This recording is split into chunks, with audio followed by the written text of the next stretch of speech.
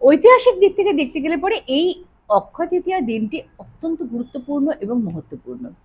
এই দিনে কোনো সময় দেখার কোনো প্রয়োজন পড়ে না, রাহুকাল দেখার প্রয়োজন পড়ে না, যে কোনো সময় বিবাহ করা যেতে পারে, যে কোনো সময় সোনা কেনা যেতে পারে। ঠিক তেমনি এই দিনটিতে যদি ম্যানিফেস্ট করা যায় তাহলে কিন্তু ভীষণ ভালো ফলাফল পাওয়া যায়। আজকে আমি আপনাদেরকে একটি ম্যানিফেস্টেশন বলে দেব।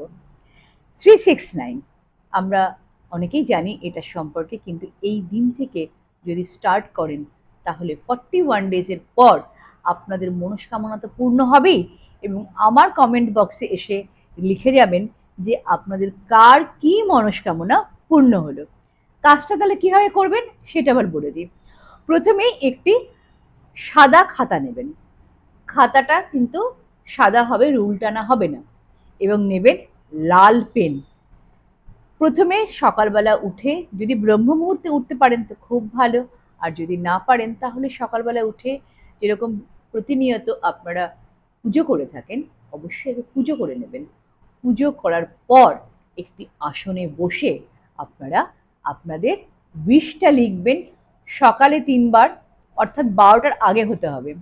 সকালে 3 বার, তারপর 12টা থেকে 2টোর মধ্যে 6 বার, এবং রাত্রি 8টা থেকে 9টার মধ্যে 9 বার।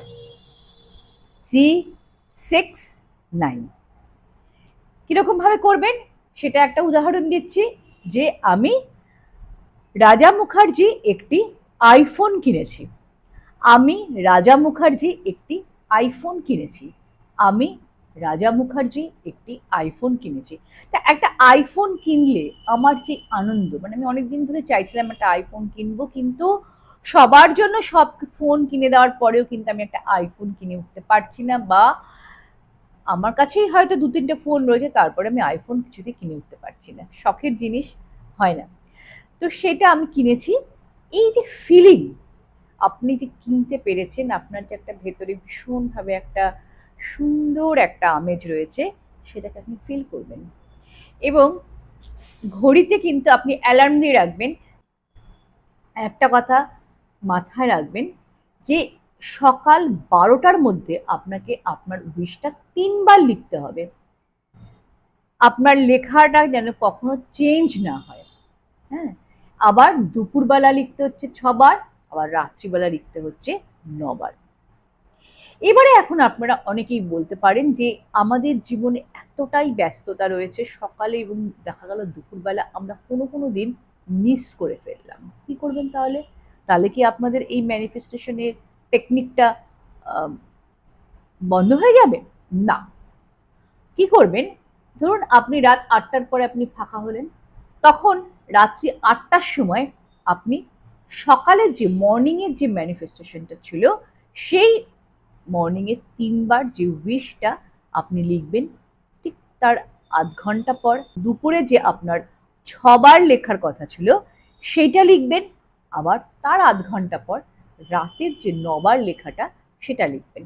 এবং এটা করার জন্য অনেকের ক্ষেত্রেই যেটা হয় যে টাইমিংটা মেনটেন হয় না, অনেকে ভুল করে ফেলে এবং মাঝপথেই কিন্তু ছেড়ে দেয়। ছাড়বেন না, আপনারা ঘড়িতে বা মোবাইলে অ্যালার্ম দিয়ে রাখবেন। তাহলে কি হবে, প্রথম 2-3 দিন একটু অসুবিধা হলেও দেখবেন আপনারা কিন্তু 41 ডেজ কমপ্লিট করে ফেলেছেন, যখন তখন আপনার উইশটাও পূর্ণ হয়ে গেছে, আপনার হাতে আইফোন বা আপনার যেটা আপনার ড্রিম রয়েছে সেই ড্রিমটা কিন্তু আপনার পূরণ হয়ে গেছে। তাই ম্যানিফেস্টেশনটা কিন্তু এই দিন অবশ্যই শুরু করবেন। তাহলে আজকের এখানেই ভিডিও কমপ্লিট করছি। ভালো থাকবেন, সুস্থ থাকবেন, এবং অক্ষয় তৃতীয়ার আগাম শুভেচ্ছা আপনাদের সকলকে। জয় শ্রীকৃষ্ণ।